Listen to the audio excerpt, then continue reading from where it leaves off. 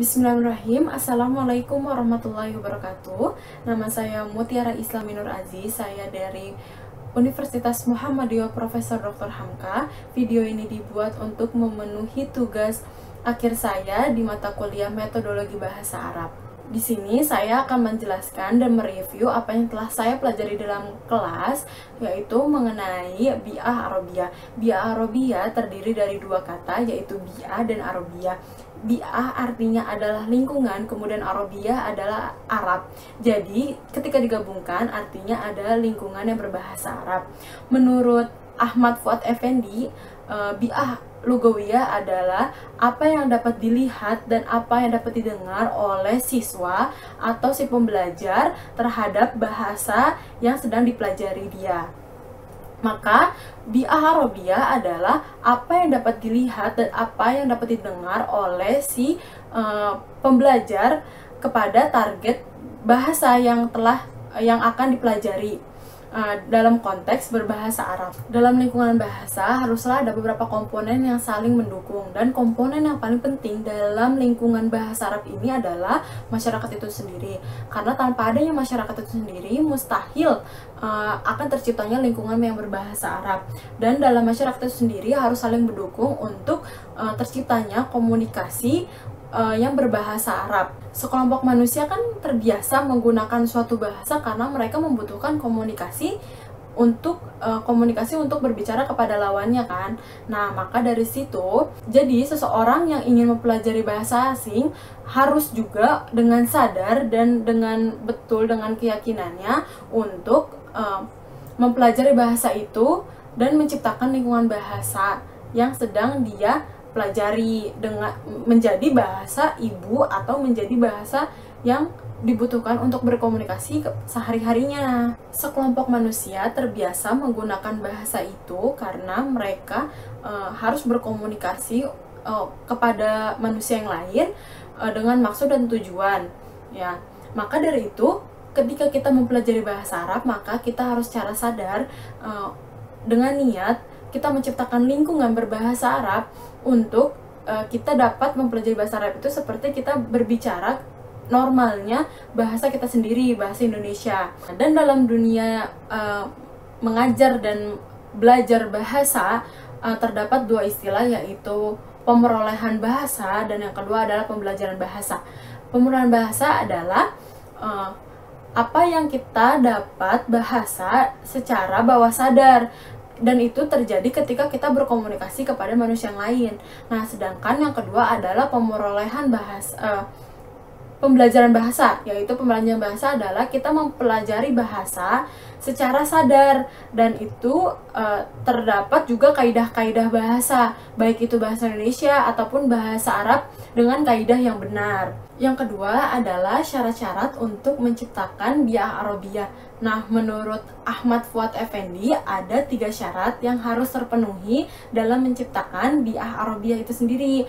Nah, yang pertama adalah sikap positif kepada bahasa Arab dan komitmen yang kuat dalam diri sendiri. Kalau dalam diri sendiri saja sudah tidak kuat, maka tidak akan terjadilah bi'ah Arabiyah. Maka dalam diri sendiri pun harus terciptanya sikap yang positif dalam diri kita, dan kita yakin misalnya ada peraturan untuk bahasa Arab, maka kita juga harus memenuhi peraturan itu tersebut, dan komitmen dalam diri kita bahwa kita harus bisa nih berbahasa Arab seperti itu.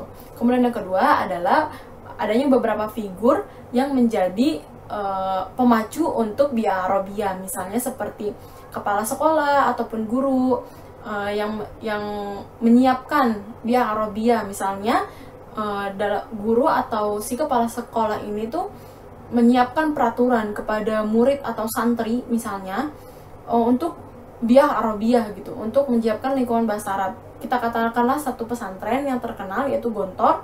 Nah, maka di Gontor itu tuh santri-santri harus berbicara bahasa Arab. Nah, kenapa bisa seperti itu? Karena di dalamnya ada figur-figur guru yang memang mengatur di dalam sana untuk bi'ah Arabiyah. Kemudian yang ketiga adalah tersedianya alokasi dana.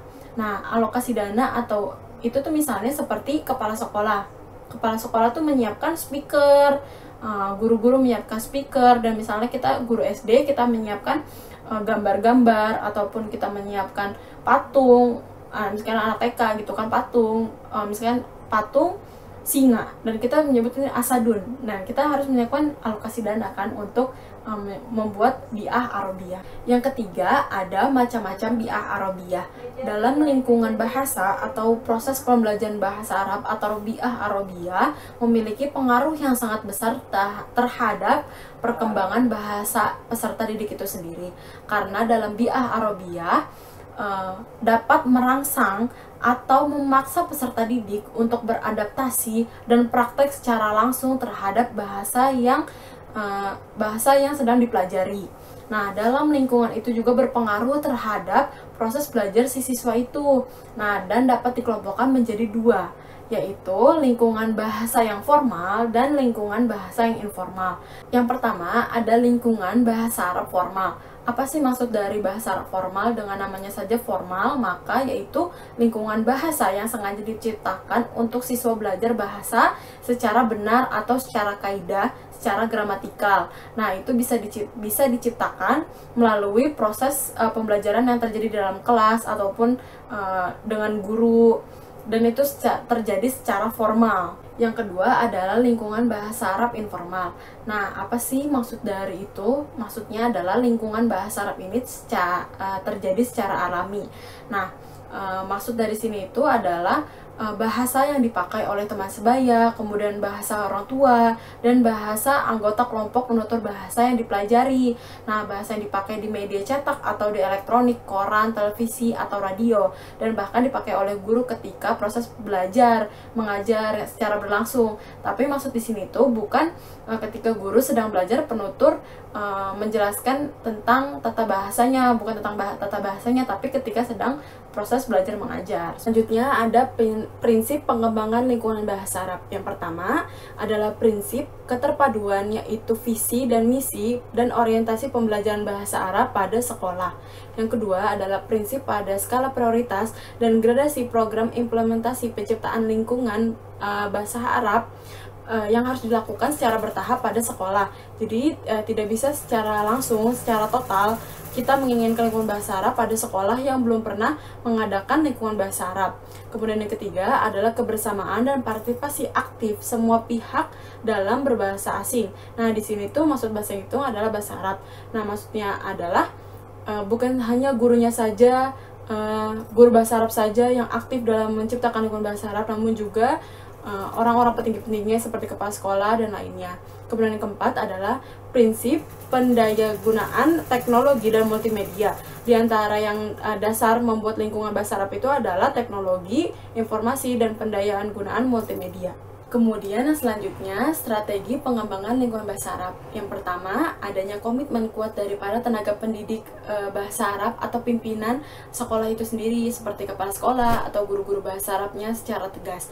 Kemudian yang kedua adalah peninjauan kembali kurikulum bahasa Arab secara menyeluruh. Yang ketiga ada perlunya kebijakan dari para pemimpin dan penetapan hari khusus misalnya untuk lingkungan berbahasa Arab. Kemudian yang keempat, melakukan kembali kegiatan yang bernuansa bahasa Arab seperti diskusi bahasa Arab, ceramah bahasa Arab, seminar bahasa Arab. Kemudian yang keempat, mengadakan lomba-lomba dengan berbahasa Arab seperti lomba pidato, lomba menyanyi, atau lomba cerdas cermat, karya tulis, drama yang berkomunikasi bahasa Arab. Kemudian yang kelima adalah penyediaan sarana atau media pembelajaran bahasa Arab yang memadai seperti laboratorium, kemudian siaran-siaran TV mungkin.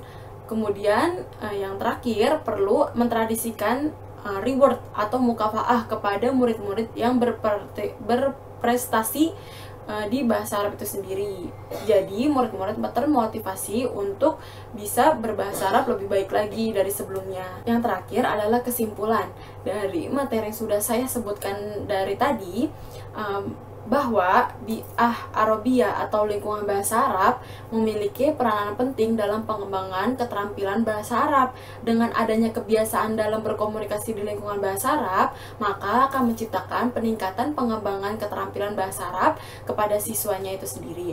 Kemudian yang kedua, meningkatkan pengembangan bahasa Arab memiliki beberapa prinsip dan beberapa strategi. Nah, masing-masing dari prinsip dan strateginya tentu saja memiliki peranan penting dalam pengembangan lingkungan berbahasa Arab. Nah, sekian tentang penjelasan saya dengan tema Bi'ah Arabiyah. Semoga apa yang saya jelaskan dapat bermanfaat dan dapat dipraktekkan langsung terhadap kita sendiri dan saya sendiri juga sebagai mahasiswa, dan dapat terjadinya Bi'ah Arabiyah di lingkungan belajar kita sendiri. Terima kasih. Wassalamualaikum warahmatullahi wabarakatuh.